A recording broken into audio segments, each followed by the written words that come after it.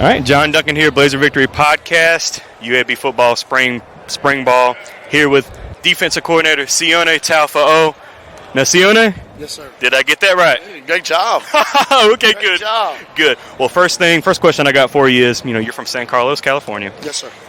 I know you were in Nashville for a couple years. Yes, sir. Have you adopted kind of culturally to Birmingham? Like, have you gotten kind of used to the food and everything? Yeah, we love it. We love it. I mean, for me, it's really about my family. Wife's happy, baby's happy. I love working here. I love the people here. It's been a great experience so far. The South's been good to us. Well, good. What they say? What's the saying? Happy wife, happy life. Happy wife, happy life. Very true. Well, obviously, I feel like you know Trent Dilfer more than anybody because you've been with him for so many years. Can you just tell the listeners a little bit about Trent Dilfer and his character and your coaching relationship with him? How would I say this the best way? He's relentless. He has this relentless chase for greatness. He's so selfless. He'll do whatever this team needs, whatever these kids needs he will do everything he can to chase that goal, to get them better. I've never met a person that's so selfless, that's about everybody else. His servant leadership, and it starts with him. I mean, I think that's why our building and our culture has grown so quickly. As you can see from practice, these kids trust us. These kids communicate with us. And it's a never-ending thing. We always have to build their trust and continue to build their trust. Right. But it starts with him. He's a great leader. He's a great mentor. I'm just grateful to be here with him. And that's just something, too, like speaking to the coaches and seeing the players interact. It's just such a positive energy that you get in this building, with Trent as the head coach. So. I mean, this is a hard game to play. It's a hard game to coach. You have to do hard things, so why not be positive about it? I mean, people are going to make mistakes, but that's part of life. We all make mistakes, right? We'll fix them. We'll correct them. Now it's the willingness of them to correct it. Exactly. But you have to give them that opportunity. You have to give them that opportunity to grow on the field and off the field. Gotcha. Well, Sione, you've been a very successful defensive coordinator and a high school head coach, back in California, and then, of course, your DC days at Lipscomb. But can you talk a little bit about just how has the transition been, coming from Lipscomb to being the defensive coordinator here at UAB? And I know it's just a couple weeks in, but can you talk a little bit about how that transition has been for you? First, I have to start with thanking my wife. She's made this... Smart man. Yeah, no, but she's made this flawless. She's made this very easy for me. And then I've hired amazing coaches.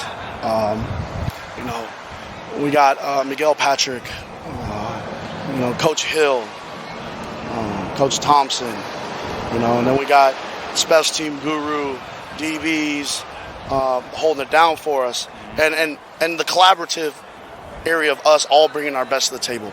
Everyone has really good backgrounds. All right, cool. What if we steal the best of everybody? What if it's not about one person? What if it's about all of us? And if we could do that as ourselves amongst the coaches, making it about all of us and bringing our best to the table and providing the best opportunity for the kids, that pushes on to the kids of this is about everybody. I love it.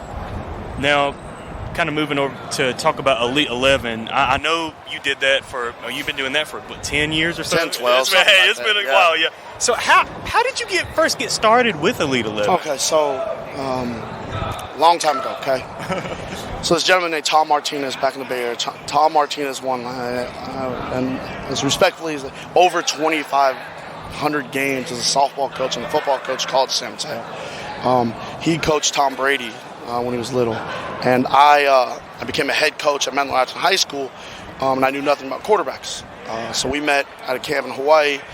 He knew who I was, and basically from then on until he passed away for about 5 years, every Sunday we worked together. We probably had dinner together once or twice a month, and that's really when I learned how to coach, and it's kind of when I fell in love with coaching. But then that's when he passed away, I kept all his quarterbacks, and we, every Sunday we worked, and that's how Steve Stenstrom bumped into me, met me. I worked with his son. Steve introduced me to Trent Dilfer. Trent and I watched the first Elite 11 video, the first, I think it was ESPN then, and I was kind of like, this dude's awesome if he really is who he is. And we had breakfast one day, and because I didn't even know what Elite 11 was at that point.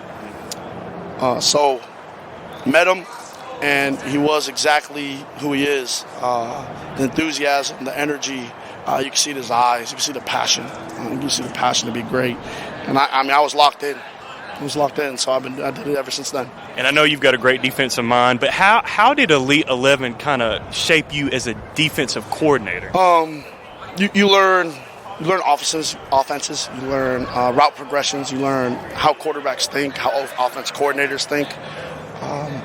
You learn the capacity and capabilities of quarterbacks.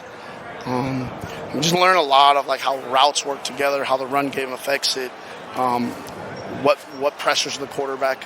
Because in this, you're actually playing the OC and the quarterback. And if you can rattle either one of them, or you can shrink some things, it changes dynamically changes everything. Love it. Sione, can you talk a little bit about just what your defensive philosophy is going to be here at UAB? Or is that something you're still trying to figure out? We're developing it, but I can say this. End all, be all, they're going to play really, really hard. And they're going to play for each other, and they're going to play selfless football. We're going to be disciplined and play hard. I mean, that's really what it comes down to. If you take everything away in football and you make it really simple, can you get off of blocks and can you tackle? That's it. Yeah. Well, can you speak on anybody that has kind of stood out so far these first couple weeks that you've noticed? D-Max, awesome, at corner. Oh, man, who else? His brother at nose. Tyreek's doing a great job. Tuazama's a dog. Yeah. Jackson's coming around. Yeah. T-Max coming around. You've got a lot of dudes, man. Key's doing well. But it's not just dudes. They're doing it within the system. Right. They're buying into what we're trying to teach, And it's kind of cool, Kenneth Gilstrap coaching the DBs, watching them grow, watching their eye progressions. So we're excited. Well, you've still got a couple weeks left of spring, but what are you looking to get out of these next couple weeks? Growth. When I say that, I mean on and off the field. Yeah. I mean learn how to be a man, owning your pieces. I'm a real big believer. You handle everything out of here. Football is easy. That's a good point. So I asked Alex Mortensen last Monday, but kind of how do you approach going about earning the players' trust to kind of buy into your vision about what you want UAB's defense to be this season? First of all, I think you have to be authentic you. I think you can't be anything but you. Second, time and actions to me equal trust. So it's not one day, it's consistency. How am I over time and what are my actions telling them? Do I do what I say I'm going to do? That's a good point. And last question. Yes, sir. Outside of I know football takes up a majority of most of your life. Outside of family and football, what do you enjoy? Like, do you have any hobbies that you like to do outside of football? No, hanging with my daughter and my wife's enough for me. Hey, that's right. Yeah, all that in football. Well, Sione, thank you so much. No, I appreciate you coming on the podcast, and good luck the rest of the season. Thank you. I appreciate it.